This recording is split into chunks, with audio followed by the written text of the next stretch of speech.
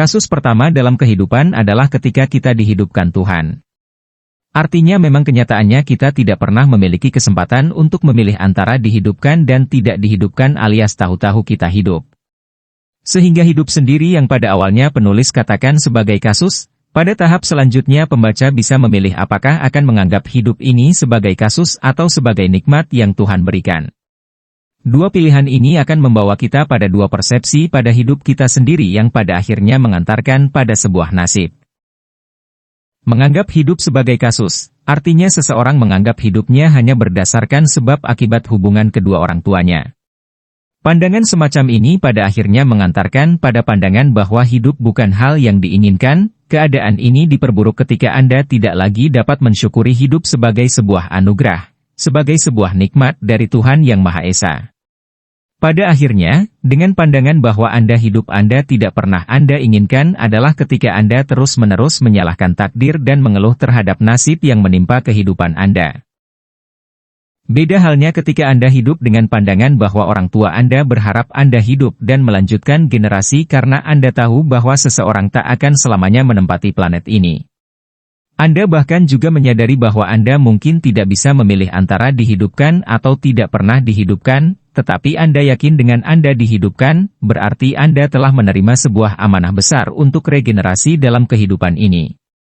Anda juga menyadari bahwa mungkin Anda tidak dapat memilih lahir dari orang tua seperti apa tapi Anda bisa memilih untuk menjadi orang tua yang seperti apa nantinya. Anda juga tidak dapat memilih lahir di bumi sebelah mana tapi Anda dapat memilih tinggal dan mati di bumi bagian mana.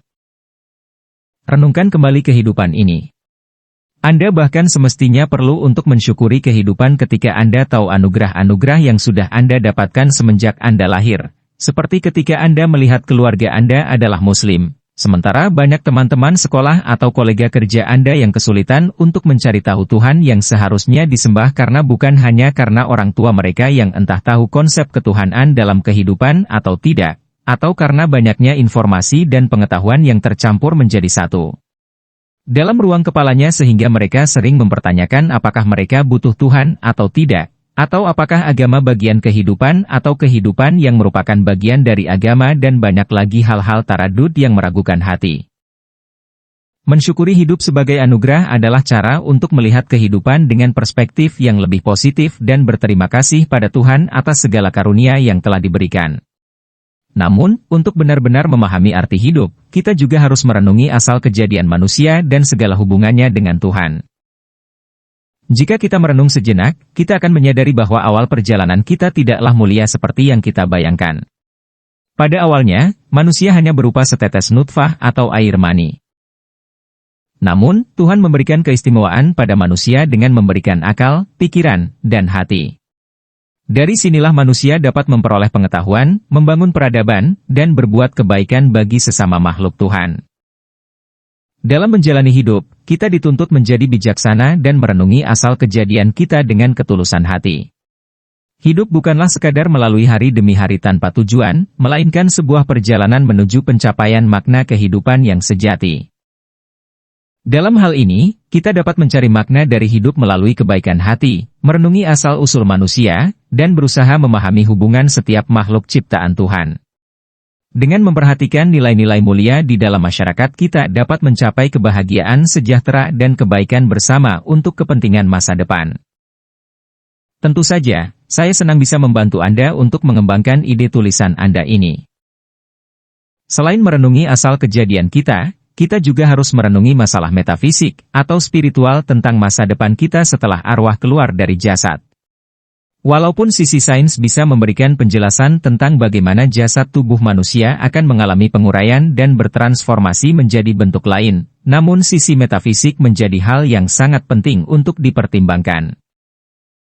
Dalam hal metafisik, kita mempertimbangkan dua hal penting. Pertama, bagaimana Tuhan berkuasa untuk menghidupkan kembali apa yang tadinya sudah divonis mati dan kedua, bagaimana sisi kimiawi dan alam semesta berperan dalam proses tersebut. Memang benar bahwa kita sebagai manusia dapat mencoba untuk memahami setiap proses kimiawi dan alam semesta pada dasarnya adalah sama, namun kekuasaan Tuhan akan selalu menjadi faktor terpenting dalam segala hal. Kita mungkin dapat mencoba untuk memahami proses fisik dari kematian dan kebangkitan, tetapi kekuasaan Tuhan dan rencananya untuk setiap orang tetap menjadi sesuatu yang menjadi rahasia. Sebagai manusia, kita harus merenungkan bahwa seluruh kehidupan yang kita alami dalam dunia ini hanyalah bersifat sementara dan penuh ketidakpastian. Oleh karena itu, meskipun kita merenungi dan mencoba memahami faktor-faktor metafisik dari kehidupan ini, kita harus memberikan fokus yang lebih besar pada keberagaman, perdamaian, kebaikan, dan kemanusiaan. Agar kita dapat mencapai kebahagiaan yang abadi, kita semestinya selalu mengembangkan hubungan yang baik dengan Tuhan dan melakukan tindakan yang sesuai dengan kehendak-Nya. Kita butuh mengapresiasi setiap kehidupan yang diberikan kepada kita dan menjadikannya sebagai bagian dari perjalanan kita dalam mencapai puncak kebahagiaan dan kesuksesan yang hakiki. Sampai sini, apakah Anda sudah memutuskan untuk bertuhan? Atau tetap pada pilihan Anda hidup seorang diri? Benarkah masing-masing kita hidup seorang diri? Sisi lain kehidupan ini adalah sebuah realita bahwa manusia adalah seorang diri, artinya setiap masing-masing dari kita memiliki episode hidup yang berbeda setiap harinya. Namun di sisi lain, di antara manusia satu dengan lainnya memiliki vibrasi dan frekuensi yang mengikat satu sama lain layaknya sebuah signal. Signal atau sinyal adalah suatu bentuk gelombang atau frekuensi yang membawa informasi dari suatu lokasi ke lokasi lainnya.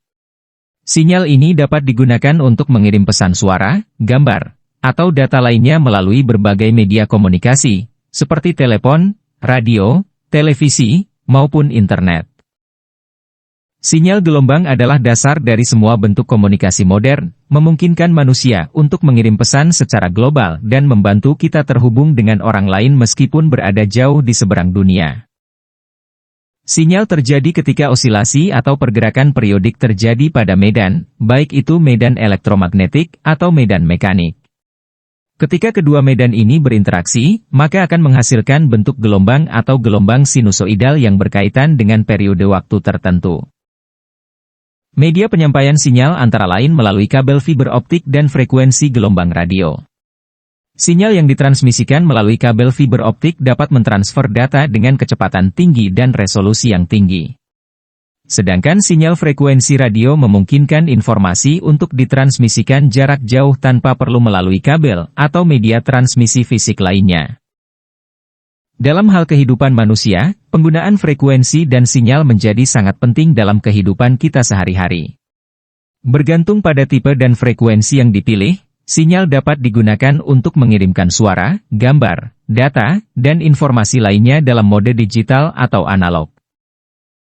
Sebagai contoh, ketika kita menggunakan telepon genggam atau handphone, sinyal digunakan untuk memungkinkan suara dicapai antara dua pihak. Handphone juga menggunakan sinyal radio untuk mengirim pesan teks atau gambar, dan melalui sinyal GPS untuk menentukan lokasi pengguna. Internet juga bergantung pada sinyal untuk mengirimkan informasi. Sinyal internet melalui kabel serat optik atau satelit sangat penting sebagai media transmisi antar server di seluruh dunia, sehingga memungkinkan kita untuk mencari informasi dan berkomunikasi secara online melalui platform digital. Sinyal atau gelombang elektromagnetik memang memiliki kaitan dengan vibrasi dan frekuensi yang dimiliki oleh manusia. Manusia juga memiliki medan magnetik yang terbentuk dari listrik yang dihasilkan oleh sel-sel tubuh manusia. Hal tersebut terjadi karena setiap sel dalam tubuh manusia memiliki muatan listrik yang dihasilkan oleh getaran molekul dalam sel. Secara teori, setiap manusia memiliki medan magnetik yang berbeda-beda dan sangat unik, termasuk dalam frekuensinya. Dan medan magnetik tersebut sangat mirip dengan frekuensi dan gelombang radio yang biasa digunakan dalam teknologi modern. Sebuah studi secara ilmiah bahkan menunjukkan bahwa otak manusia dapat menghasilkan medan elektromagnetik yang pada frekuensi tertentu dapat mendorong aktivitas neuron tertentu. Misalnya, frekuensi 7,83 Hz yang disebut sebagai resonansi Schumann atau resonan CR seringkali dikaitkan dengan kenyamanan, tenang, serta rasa damai dalam hidup.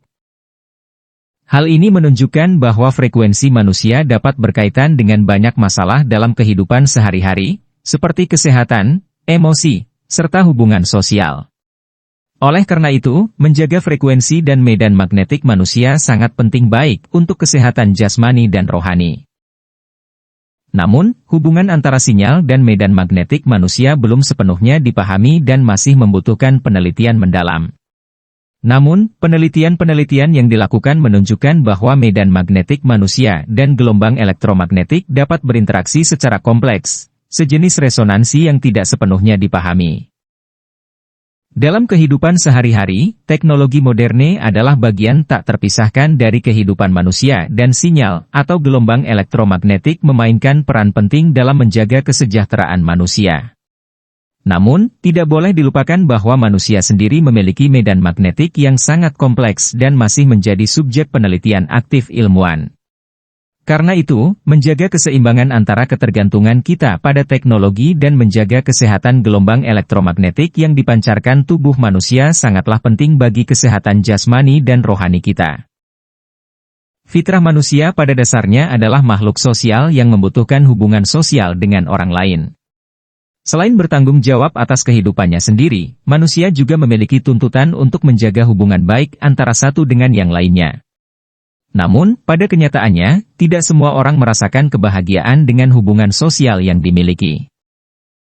Pada beberapa kasus, ada manusia yang cenderung lebih suka untuk menghadapi kesendirian ataupun situasi di mana mereka tidak terlalu bergantung pada orang lain.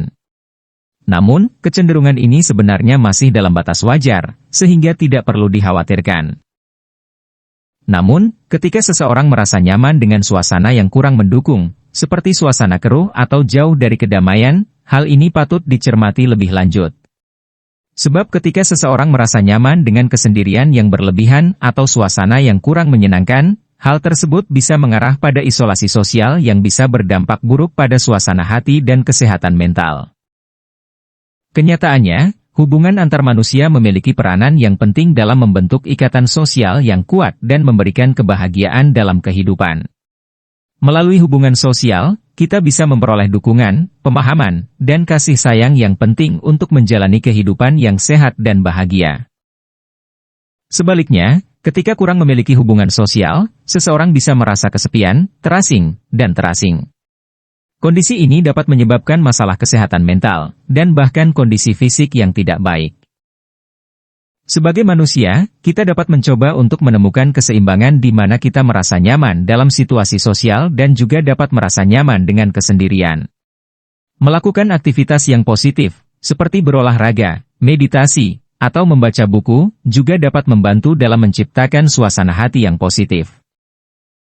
Sebelum beranjak lebih jauh terhadap kasus hubungan manusia di masa kini, perlu diketahui bahwa sejarah manusia telah berlangsung selama ratusan bahkan ribuan tahun. Dalam perjalanan itu, sebenarnya Tuhan telah menyatakan bahwa manusia adalah ummatan wahidah, yang berarti manusia adalah satu umat, satu bangsa, dan satu kesatuan. Namun, banyak orang termasuk penulis sendiri yang masih buta sejarah, sehingga dalam beberapa kasus, buta sejarah dan mempelajari sejarah tanpa disertai iman terkadang menjadikan seseorang dengan bodohnya mempertanyakan apakah selama ini manusia mengada-ngada dengan menciptakan Tuhan dalam kehidupan mereka. Pertanyaan mengenai konsep Tuhan adalah pertanyaan yang ironi. Kenapa? Karena sudah semestinya sebagai hamba, seseorang akan sadar bahwa berapa tidak kuasanya seorang manusia menciptakan jagat raya. Jangankan jagat raya, menciptakan makhluk yang sama persisnya dengan komponen dan sistem pengaturan yang sama saja tidak akan bisa. Lihatlah betapa hebatnya sistem pernafasan manusia yang secara otomatis mengembang dan mengempis dalam menyerap udara. Sistem pernafasan ini tidak berjalan manual sesuai kehendak manusia. Kepercayaan terhadap Tuhan sudah semestinya tertanam sejak dini.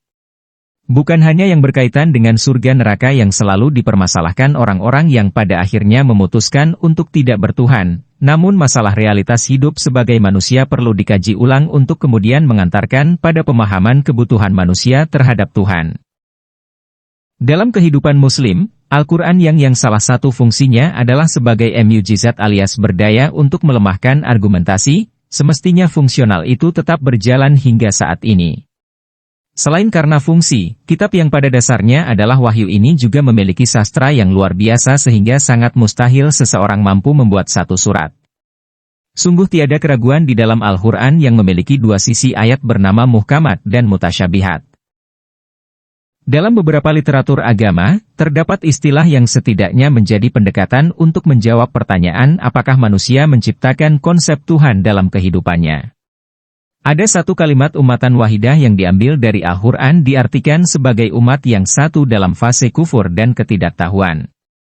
Mereka belum mendapatkan hidayah dan cenderung jauh dari tujuan utama hidup dan keberadaannya di dunia. Kemudian terdapat fase diutusnya para nabi dan rasul untuk menjawab berbagai problematika.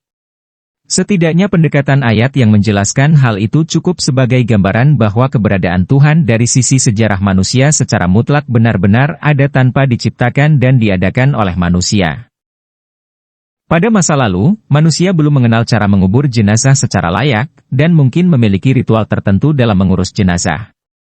Sebuah nilai budaya yang berkaitan dengan kematian dan penguburan masih menjadi lanjutan dari nilai-nilai adaptasi bagi manusia pada saat itu. Bahkan, mungkin beberapa manusia harus tewas dimakan oleh binatang purba yang pernah ada di masa itu. Dalam konteks sejarah ini, menjadi penting bagi manusia untuk memahami bagaimana perjalanan sejarah telah membentuk mereka dan peradaban mereka. Suatu wujud pengenalan terhadap kehidupan manusia di masa lalu menunjukkan bahwa manusia dapat berkembang dan menyesuaikan diri dalam berbagai situasi kehidupan. Ketika mengenal sejarah, manusia dapat belajar dan memperhatikan bagaimana adat dan kebiasaan di masa lalu dapat dipertahankan atau diubah untuk mencapai perubahan yang lebih baik bagi kehidupan manusia di masa kini dan di masa mendatang. Hal ini memberikan manusia kesempatan dan tanggung jawab untuk memperbaiki dan mengembangkan peradabannya di masa depan dengan lebih baik. Dalam menjalani kehidupan, manusia seharusnya lebih bijaksana dalam mengenali diri mereka sendiri dan mengeksplorasi potensi terbaik yang ada pada diri mereka. Setiap individu bisa memahami bahwa mereka hidup bersama-sama dan bertanggung jawab satu sama lain untuk menjaga keseimbangan dan keharmonisan dalam kehidupan yang multikultural dan multietnik. Sehingga dengan mengenali diri dari sisi plus minusnya, seseorang akan bisa menerima kehadiran Tuhan dalam hidupnya. Tuhan atau uang? Tuhan dan uang, keduanya sama-sama menjadi poros pikiran manusia. Namun alangkah mengejutkannya ketika ternyata banyak orang memilih menghabiskan kehidupannya untuk uang. Bukan atas kesadaran memilih, mereka hanya termakan sihir uang. Dalam era digital yang semakin berkembang, banyak orang merasa bahwa kebahagiaan hanya dapat dicapai dengan serba instan dan kehidupan setelah mati dianggap sebagai dongeng fiktif belaka. Namun, apakah manusia benar-benar tidak lagi memiliki kepentingan dengan surga atau setelah kehidupan di dunia ini berakhir? Sebenarnya, untuk menjawab pertanyaan mengenai kehidupan setelah mati membutuhkan pengalaman langsung yang sulit dicapai. Hal yang sama juga berlaku dalam membahas suatu masalah, seperti kemiskinan di suatu daerah. Menggunakan data pemerintah sebagai acuan untuk menentukan kebenaran suatu masalah tidaklah cukup. Dibutuhkan investigasi dan pemeriksaan secara langsung untuk mengetahui keadaan sebenarnya. Dalam dunia yang instan ini, orang-orang seringkali melupakan pentingnya memeriksa dan memahami suatu masalah secara mendalam. Mereka lebih memilih untuk mengandalkan informasi yang mudah diperoleh dan cepat didapat. Bagi sebagian orang, untuk memahami kebenaran tentang surga dan neraka, mereka percaya bahwa harus menempuh jalan kematian terlebih dahulu. Namun, pilihan yang ada untuk saat ini adalah antara mempercayai atau tidak mempercayai. Namun, mempercayai hal tersebut bukanlah semata-mata dipercayai saja tanpa ada dasarnya. Sebab, kita tetap membutuhkan informasi yang paling valid dan dapat dipertanggungjawabkan mengenai kebenaran tersebut. Namun, pada suatu titik akhir yang dimana informasi yang terbatas, seseorang akan memilih untuk mempercayai hal tersebut berdasarkan kepada kabar turun-temurun. Akan tetapi, taklid secara buta atau semata-mata taklid semestinya dihindari. Kenapa? Karena bukankah kita akan bertambah yakin bila semisal mempercayai suatu hal karena kita tahu alasan paling mendasar kenapa kita perlu mempercayainya?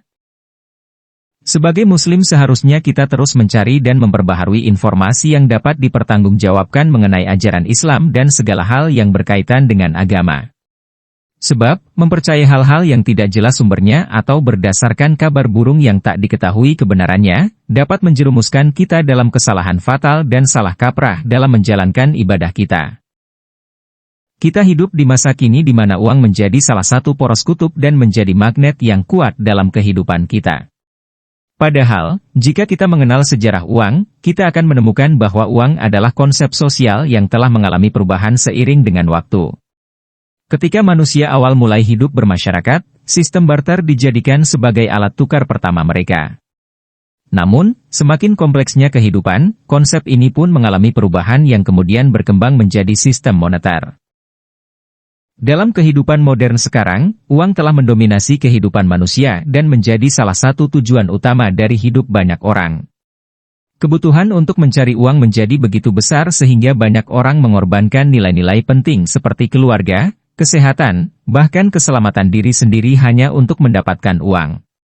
Padahal, jika kita kembali merenungi sejarah uang, kita akan menemukan keganjilan terhadap uang kertas yang selama ini diduakan.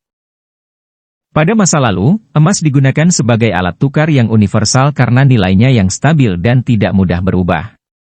Emas dianggap sebagai standar nilai yang melekat karena harganya stabil dan mampu mempertahankan daya belinya dari waktu ke waktu. Sementara dalam penetapan, nilai uang kertas ditetapkan berdasarkan harga emas pada saat itu. Artinya, uang kertas ditebus dengan emas, sehingga nilai uang kertas sangat tergantung dengan ketersediaan emas di negara tersebut. Namun, pada masa modern ini, sistem standar emas tidak lagi digunakan secara luas sebagai mekanisme dalam melaksanakan transaksi finansial. Kebanyakan negara telah memutuskan untuk menggantikan sistem ini dengan sistem mata uang yang diterbitkan oleh bank sentral dan seolah uang telah meyakinkan diri pemiliknya bahwa dirinya memiliki nilai dalam dirinya sendiri. Penerbitan uang oleh bank sentral tanpa mempertahankan standar emas sebenarnya juga menuai masalah baru. Entah sudah berapa kali negara-negara di dunia mengalami inflasi. Meskipun inflasi terjadi karena banyak faktor seperti karena meningkatnya harga barang dan jasa, sehingga nilai tukar uang semakin menurun, pada pokok permasalahannya tetap sama, yaitu masalah penerbitan uang yang sudah tidak lagi menggunakan standar emas. Sebagai gantinya, mereka hanya menerka-nerka berapa banyak uang yang semestinya diterbitkan agar tidak timpang dengan ketersediaan barang yang dijual di dunia. Selain itu, tingkat inflasi juga dipengaruhi oleh faktor-faktor lain seperti permintaan ekspor dan penawaran, kondisi ekonomi global, serta stabilitas politik. Dampak dari inflasi sendiri sangat merugikan masyarakat karena nilai uang semakin menurun sehingga barang dan jasa menjadi semakin mahal. Contoh dari dampak inflasi yang sangat berbahaya adalah hiperinflasi yang pernah terjadi di sejumlah negara. Hiperinflasi dapat terjadi ketika suatu negara mencetak terlalu banyak uang sehingga harga barang dan jasa terus melambung, dan rakyat semakin kesulitan dalam memenuhi kebutuhan hidupnya. Alih-alih mengatasi inflasi, kepentingan bank terus digencarkan dengan memperluas dan mengendalikan jumlah uang yang beredar di masyarakat melalui kebijakan moneter yang salah satu kebijakannya adalah menaikkan suku bunga sehingga masyarakat akan lebih cenderung menyimpan uang di bank daripada digunakan berbelanja. Selain itu, kebijakan fiskal seperti menaikkan pajak dan memangkas anggaran, katanya juga dapat membantu mengurangi inflasi. Apa yang penulis sampaikan tentang betapa rumitnya masalah uang yang saat ini mendominasi di dunia, itu baru sedikit kerumitan saja. Masih banyak permasalahan bank yang tidak disinggung. Hanya saja, beberapa kerumitan bank dan nilai mata uang di era digital semestinya bisa disibak. Apapun yang mengenai transfer antar rekening yang pada kenyataannya hanyalah perpindahan angka-angka dari kolom satu ke kolom lain dengan permainan penjumlahan pengurangan. Dunia hampir melihat uang hanyalah sebatas angka-angka dalam informasi saldo dan hanya akan terwujud bila dilakukan tarik tunai. Bila tidak, maka siapapun yang berhasil mengendalikan angka itu bisa mengubah atau mereset isi saldo menjadi 0 rupiah. Jadi, pilih Tuhan atau uang. Pembicaraan mengenai uang seringkali dianggap sebagai hal yang tabu. Padahal, uang adalah sesuatu yang sangat berhubungan dengan kehidupan kita sehari-hari. Pada era digital seperti sekarang ini, kesuksesan seseorang seringkali diukur dari segi finansial dan jabatan yang dimiliki. Kondisi semacam ini membentuk pemikiran bahwa uang adalah segalanya, tetapi orang-orang masih merasa tabu membicarakannya. Orang-orang beranggapan bahwa uang adalah segalanya. Namun, kenyataannya tidak demikian. Uang memang dapat membeli rumah, namun tidak dengan keharmonisan di dalamnya. Uang juga dapat membeli obat, namun tidak bisa membeli kesembuhan dan kesehatan yang sesungguhnya. Juga, uang mampu membeli makanan tetapi tidak bisa membeli rasa yang nikmat dalam makanan itu. Hal-hal semacam ini membuktikan bahwa uang sebenarnya bukanlah tolak ukur kesuksesan yang ideal. Kesuksesan sejati adalah ketika kita bisa meraih banyak hal yang bermanfaat tidak hanya bagi diri kita sendiri, tapi juga bagi orang sekitar kita. Rasulullah pernah menyampaikan sebuah pandangan bahwa khairunas anfa'uhum linnas. Sebaik-baik manusia adalah yang bermanfaat bagi manusia lainnya. Artinya, kesuksesan finansial saja itu bukanlah arti sesungguhnya dari kesuksesan. Tapi kesuksesan dalam finansial adalah seberapa jauh finansial yang dimiliki seseorang bermanfaat untuk diri sendiri dan orang lain. Toh pada kenyataannya, orang-orang sekitar Anda mungkin akan memuji Anda karena kekayaan Anda pada awalnya, namun dia akan berpindah pandangan ketika tahu bahwa Anda sama sekali tidak mengulurkan bantuan ketika mereka membutuhkan. Jadi, pilih Tuhan atau uang. Terkadang, uang bisa dikatakan sebagai kebutuhan ketika kita membutuhkannya untuk mencapai tujuan kita. Namun, penggunaan uang dalam sistem pembayaran terkadang membuat kebutuhan terhadap uang menjadi lebih rumit dan terkadang melibatkan perhutangan dan pembayaran tempo. Sistem-sistem ini dapat memengaruhi berbagai kalangan, dari atas hingga bawah, dengan mengakibatkan kerumitan dalam sistem keuangan secara keseluruhan. Bahkan pemerintah suatu negara pun dapat terkena dampak hutang negara yang dapat menghambat keberhasilan dalam mencapai tujuan yang diinginkan. Tentu saja, memperhatikan pengelolaan uang secara bijak dan mempertimbangkan konsekuensi dari pemakaian uang dalam sistem finansial saja tidak cukup. Karena akar masalah keuangan yang sebenarnya bukan hanya terletak pada masalah pengelolaan ini sama sekali tidak pernah disentuh. Uang bukan akar permasalahan, uang bukan segalanya. Kesenangan sejati dalam hidup manusia seringkali disalahartikan sebagai hasil dari mencapai suatu prestasi atau memenuhi keinginan mereka. Namun, seringkali kebahagiaan tersebut tidak bertahan lama, bahkan bisa berubah menjadi ketidakpuasan dalam waktu yang singkat. Arti sejati dari kelapangan dalam hidup manusia terletak pada masalah kepercayaan terhadap Tuhan dan nilai-nilai spiritual yang dianut. Kita bisa melihat dampak dari kesulitan tersebut dalam permasalahan-permasalahan yang kita hadapi saat ini. Masalah kelaparan, perang, dan konflik masih menjadi realitas yang harus dihadapi oleh banyak orang di seluruh dunia. Walaupun banyak kemajuan dalam menangani permasalahan tersebut, masih banyak kebutuhan yang tidak terpenuhi dan tantangan baru yang harus dihadapi manusia. Hal ini menunjukkan bahwa mencari kelapangan dalam hidup manusia tidak hanya tentang memiliki kenyamanan atau memenuhi keinginan pribadi, tetapi juga tentang berfokus pada nilai-nilai spiritual yang berguna dalam meningkatkan kualitas hidup manusia secara keseluruhan. Kita harus mengenali sumber sejati dari kelapangan dalam hidup manusia, yang tak lain adalah keyakinan pada Tuhan dan mempraktikkan nilai-nilai spiritual tersebut dalam kehidupan sehari-hari. Hal ini juga merupakan inti dari anjuran Nabi Muhammad, yaitu memandang dunia sebagai tempat yang penuh dengan tantangan sampai ketika semua hasrat terpenuhi. Sebagai contoh, seorang pemain sepak bola mungkin akan merasa senang setelah mencetak gol, tetapi kebahagiaan tersebut hanya bertahan singkat. Ia akan tetap berfokus pada strategi yang dibutuhkan untuk memenangkan pertandingan tanpa melupakan nilai-nilai sportivitas dan menyadari bahwa permainan tersebut bukanlah satu-satunya hal yang penting dalam hidupnya. Kita harus belajar untuk menemukan kebahagiaan dan kepuasan dalam kehidupan sehari-hari, bukan hanya mencari hasil yang instan dalam memenuhi keinginan kita. Selain itu, kita juga harus mempertimbangkan nilai-nilai spiritual dan bagaimana mereka dapat membantu kita mencapai kelapangan sejati dalam hidup. Dalam dinamika hidup modern saat ini, seringkali keinginan untuk mencapai tujuan-tujuan tertentu seperti kekayaan dan prestise mengalahkan nilai-nilai spiritual dan kesehatan.